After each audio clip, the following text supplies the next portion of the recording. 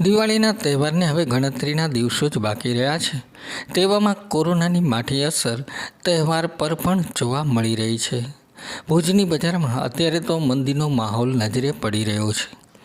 દિવાળીને વર્ષનો સૌથી મોટો તહેવાર માનવામાં આવે છે, એટલે જ તો દિવાળીને ધ્યાને લઈને લોકો ખાસ ખરીદી કરતા હોય છે. પરંતુ કોરોનાના કારણે ભુજની બજાર અત્યારે તો સુમસાન જોવા મળી રહી છે. વેપારીઓ માની રહ્યા છે કે દિવાળીની ખરીદી આમ તો નવરાત્રિ પછી તુરંત શરૂ થઈ જાય છે, પરંતુ આ વર્ષે મંદીની અસર જોવા મળી રહી છે, જેના કારણે હજુ પણ બજારમાં ગરાગી જોવા મળતી નથી. જે કંઈ ગરાગી છે તે હાલે તો માત્ર 60% જેટલી જ જોવા મળી રહી છે. સામાન્ય રીતે આ સમય દરમિયાન દર વર્ષે બજારોમાં ખાસી ભીડ જોવા મળતી હતી, પરંતુ ચાલુ વર્ષે કોરોનાના કારણે બજારમાં 40% જેટલી ગરાગી જ ઓછી જોવા મળી રહી છે. ભુજમાં કપડાં તેમજ ફૂટવેરની દુકાનમાં હાલે જે કંઈ ગરાગી છે તે 60% જેટલી છે. ગ્રાહકો વગર દુકાનો અત્યારે તો સુમસાન જોવા મળી રહી છે. દિવાળીને માત્ર હવે ગણતરીના દિવસો જ બાકી રહ્યા છે, ત્યારે વેપારીઓની આશા છે કે છેલ્લી ઘડીએ લોકો ખરીદી માટે આગળ આવશે. તેમની અપેક્ષા અને ધારણા મુજબ વેપાર થશે તેવી આશા તેઓ રાખી રહ્યા છે. એ પ્રમાણે દિવાળીની અપેક્ષા હોય, કારણ કે આખા વર્ષનું સરવૈયું એ દિવાળીમાં પૂર્ણ થતું હોય.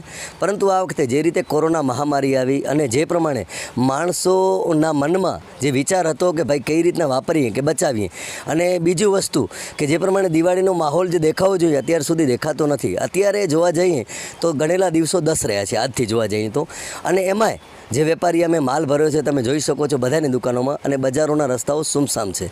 અત્યારે માત્ર જો થોડી ઘણી ગરાગી દેખાતી હોય તો બાળકો માટેની છે, કારણ કે ગમે તેવું ગરીબ હશે મા બાપ તો પોતાના બાળકને દિવાળીના નવા કપડાં પહેરાવતા હશે, પરંતુ હજી સુધી જે તાકાતથી જોવા મળી પડે, અને કારણ કે કોરોનાના કારણે થોડીક તકલીફ તો પડવાની જ હતી, પરંતુ અમે એક વેપારી છીએ તો અમે એક ધ્યાન રાખ્યું હતું કે ભાઈ જ્યારે ગ્રાહક આવે તો એની પાસે અમે નવું પીરસી શકીએ. પણ હજી પણ અઠવાડિયું છે અને કચ્છની પ્રજા હંમેશા આપસને અવસરમાં પલટતી હોય છે.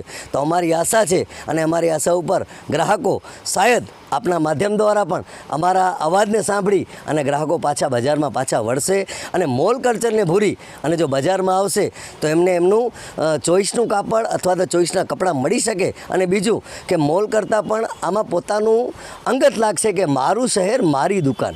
તો અમે ઈચ્છીએ છીએ કે ફરી પાછી દિવાળીની રોનક એ જ બજારમાં પાછી ફરશે.